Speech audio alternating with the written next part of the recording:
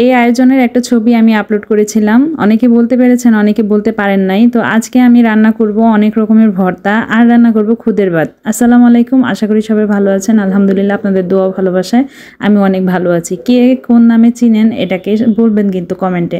আর আজকে খুদের ভাত রান্না করার জন্য আমি সম্পূর্ণ পোলার মতোই আমরা রান্না করে থাকি। পেঁয়াজ গরম মশলা দিয়ে একটু চালটা ভেজে নিয়ে তারপরে আদা রসুন দিয়ে গরম পানি অ্যাড করে দিলেই হবে। মরিচ দেওয়ার কোনো দরকার নাই, এটা আমরা সাধারণত ভর্তা দিয়ে খেয়ে থাকি। ভর্তা তো এমনি ঝাল, এখানে মরিচ না দিলেও চলে। তো সব কিছু ভেজে তারপর আমি গরম পানি দিয়ে দিব। গরম পানি দিয়ে আমি এটা বসিয়ে তারপর আমার ভর্তার জন্য যাবতীয় যত কিছু কাটাকাটি করার ছিল আমি সব কিছু আগে রেডি করে রাখছি। এটা যখন একটু পানিটা শুকিয়ে যাবে তখন আমি অন্য চুলায় দিয়ে এই চুলায় শুরু করে দিব ভর্তার প্রসেসিং। আমি আগে থেকেই আলু ডিম সিদ্ধ করে নিয়েছিলাম। আর বেগুন ভর্তা বানানোর জন্য বেগুনটা আমি পোড়ায় নিছি। বেগুন পোড়ায় নিলে খুব ভালো লাগে। আর এখানে আমি শুধু পেঁয়াজ মরিচ এগুলো ভেজে মাখিয়ে নিলেই হবে। আর আমার এই কাজে সম্পূর্ণ কাজে হেল্প করছে আমার বড় ছেলে। আমি সব কিছু ভেজে দিছি আর ও ভর্তাগুলো করছে। আর ওর হাতের ভর্তা কিন্তু আলহামদুলিল্লাহ অনেক মজা হয়।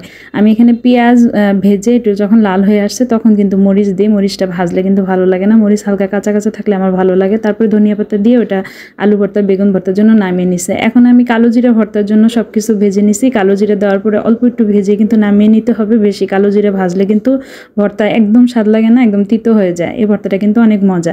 তারপরে আমি এখানে ধনিয়া পাতা ভর্তার জন্য ভেজে নিচ্ছি। পেঁয়াজ মরিচ রসুন ভেজে লাল হয়ে আসলে ধনিয়া পাতা দিয়ে দিব। ধনিয়া পাতা দেওয়ার পরে যখন পানিটা শুকিয়ে আসবে তখন কিন্তু আমি আমার বাগানের কিছু ধনিয়া পাতা এর সাথে অ্যাড করে দিব। ওই ধনিয়া পাতাটা ঘ্রাণ অনেক বেশি তাই।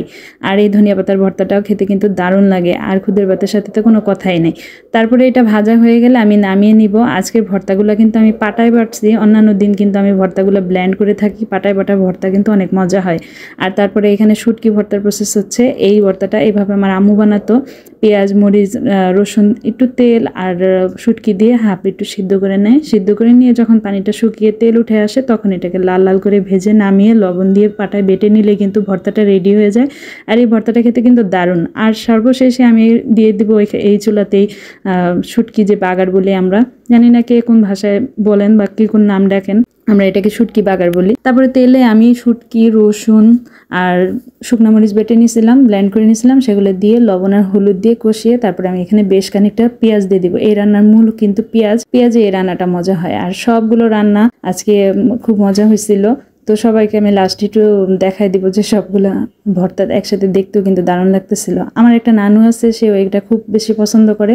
নিজে বয়স হয়ে গেছে, করে খেতে পারে না। আমি তার জন্য আজকে রেডি করব। লাস্টে যে প্লেটটা দেখবেন সেটা কিন্তু তার জন্যই ছিল। কেউ আবার ভাইবেন না যে আমি এতগুলা খেয়েছি। এই তো আমার বেগুন ভর্তা, ডিম ভর্তা, ধনিয়া পাতা ভর্তা, আলু ভর্তা, কালো জিরা ভর্তা, শুটকি ভর্তা। কেমন হলো জানাবেন কিন্তু। আল্লাহ হাফেজ।